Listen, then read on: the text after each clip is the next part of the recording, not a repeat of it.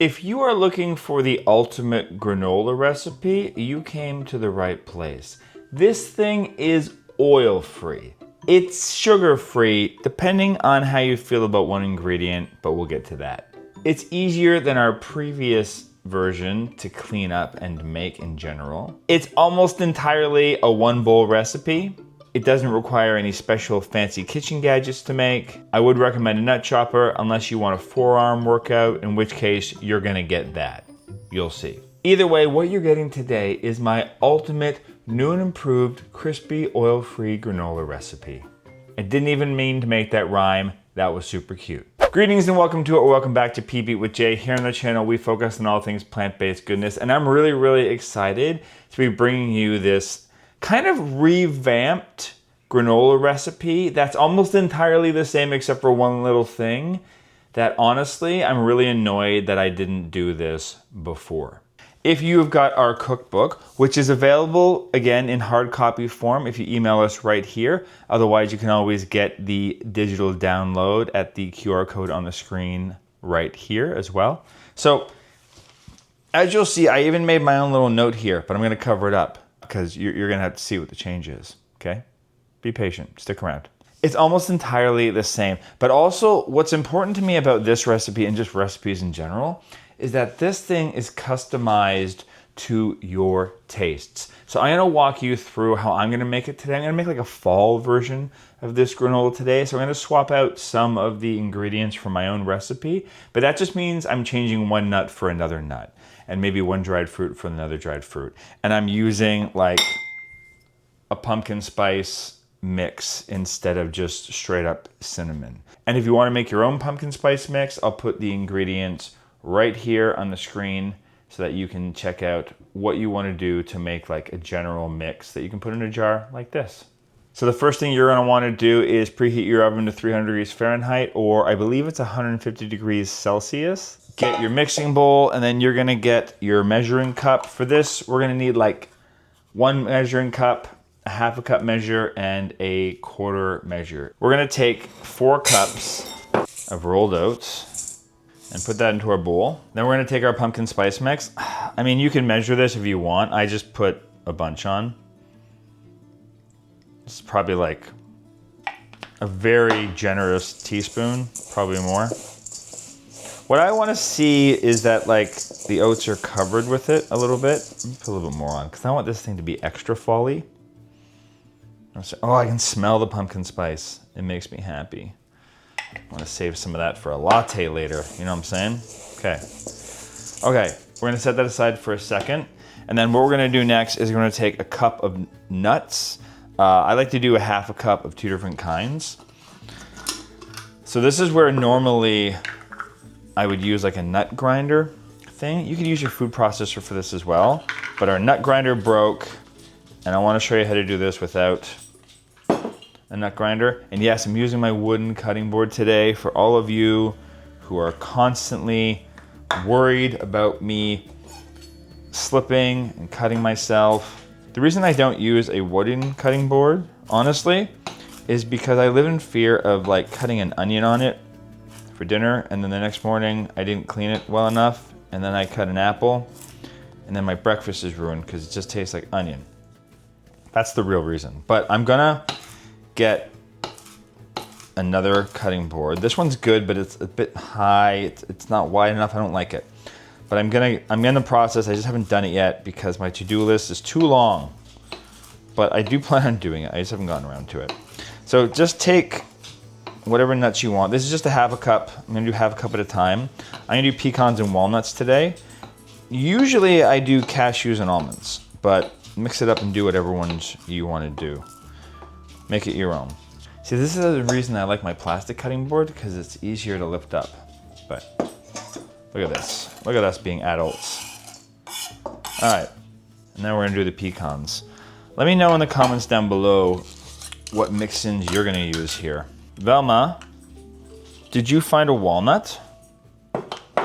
Good for you, girl. Do you guys have a doggy sous chef that likes to just hang out at your feet while you're cooking? I don't know if you can see Velma right now. Come say hi, come. Sit. Good girl, say hi to the people. Say hello. My name is Velma. I is the people. I don't have anything for you. I'm so sorry. I owe you a treat after. I'm an awful doggy parent right now. I love you. We're going with a rustic chop here. You can have a couple big chunks. It doesn't really matter. That'll do. So just mix that together with your hands because food requires your hands to touch it because that's how love works. So now it's all over your mix-ins, and this is so customizable. I like to do like 3/4 a cup of dried fruit, and usually that ratio comes down to cranberries and raisins. And it's usually like 1/4 cup of the cranberries and 1/2 cup of the raisins. If it's heaping, it's fine. This doesn't have to be a perfect science. I like goji berries in this as well. Any dried fruit would work. If you have like bigger pieces of dried fruit, you could just chop it up so they're smaller and more digestible. You wouldn't want to put like a hunking piece of dried mango in here, but you could blitz it up or chop it up somehow, and that would be good. Some people prefer to put their dried fruit in after they cook their granola. You could totally do that. That would be fine. And then we're gonna put 1/4 cup each of pumpkin seeds, sunflower seeds, and unsweetened coconut. If you're the kind of person who is trying to avoid coconut, then just leave the coconut out. Put more of something else in. And then we're gonna mix this all up. And this is our dried portion. And then we'll just set that aside for a second. So we do need a second bowl. This is why it's not entirely a 1-pot bowl meal. And this is the change from my original recipe, okay? Usually what I would have you do is soak a bunch of dates, like a cup of dates, in hot water, and then put it through a food processor, which is not like hard to do, but it does require you to have to use an extra piece of equipment that you have to clean as well. This doesn't, okay? So what we're gonna use instead is date powder. I just got this online, but you could find this at a lot of bulk stores or health stores, okay?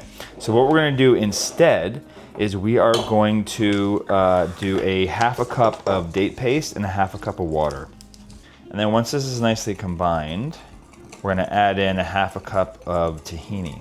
If you wanna use peanut butter or almond butter here instead, go for it. It doesn't really matter. You just want a nut butter because that's gonna help it as well.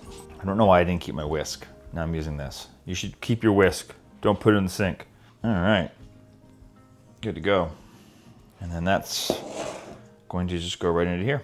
So not exactly 1 pot because you got this other bowl. 1 pot in a bowl, how's that? Still really, really easy. You will be done tidying everything up and onto a cup of tea or coffee before this thing is finished cooking.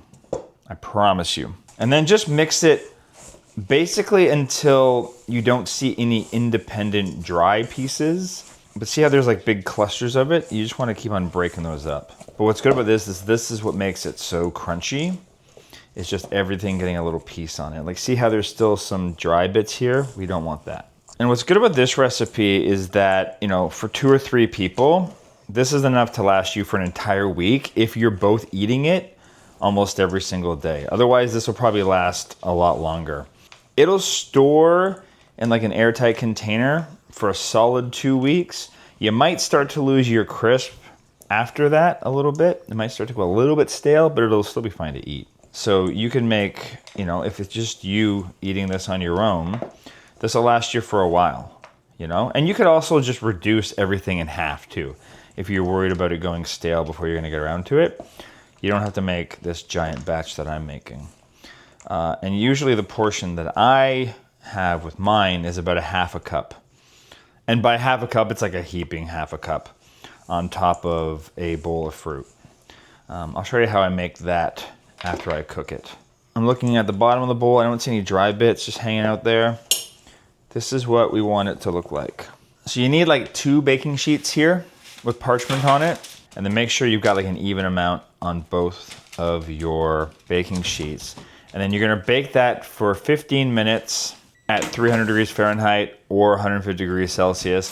Then you're gonna take it out and stir it around a little bit. Rotate the pans in your oven, and then you're going to bake it for another 10 minutes. And then take it out, let it cool on your stove top, and then transfer it to your long-term storage granola facility. and then we're gonna smash it into our faces in the morning. So I decided to just fully embrace pumpkin, and I made a pumpkin pie smoothie bowl. So before I tell you what I put in this, I'd like to give a quick hello to some of you who said hello to us in the comments down below. Beck from London, United Kingdom. Mandy from Wellington, North Carolina, originally from Newcastle in the United Kingdom. Natalie from Dorset, England.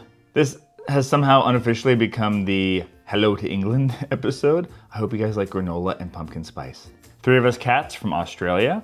Christina from Phoenix, Arizona. Mads from Denmark. Fleur from France. Chris from the Netherlands. Hurley Kid from San Jose, California.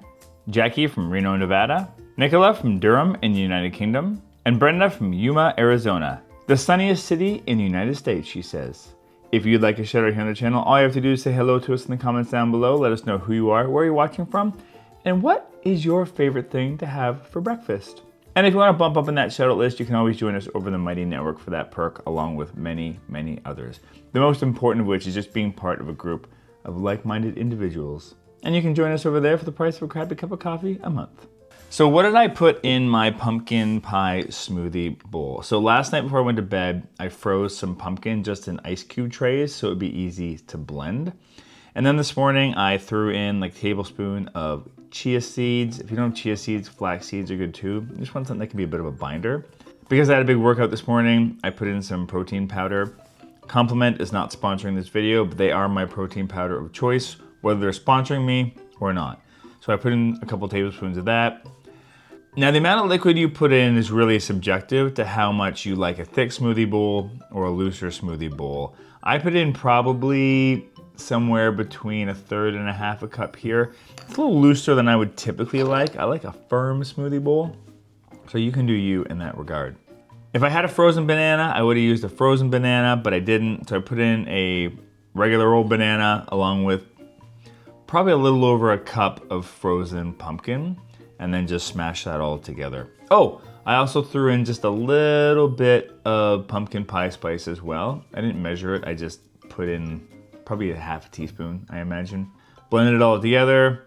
We have some peaches on the counter, so I thought I'd put that in with the breakfast as well. And then I just topped it with some hemp seeds and my granola. Let me know if you try our new and improved granola recipe using the date powder as opposed to just pure dates, although our regular granola recipe is still amazing and delicious. This one just gives you a bit more of that delicious crunch. You ready for that ASMR moment?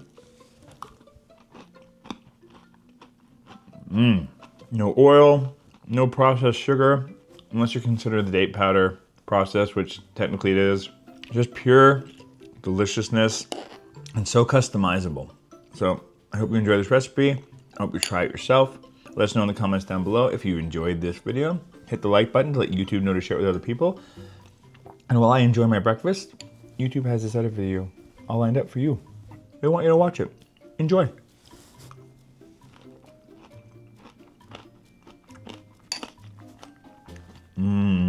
The peaches are really nice.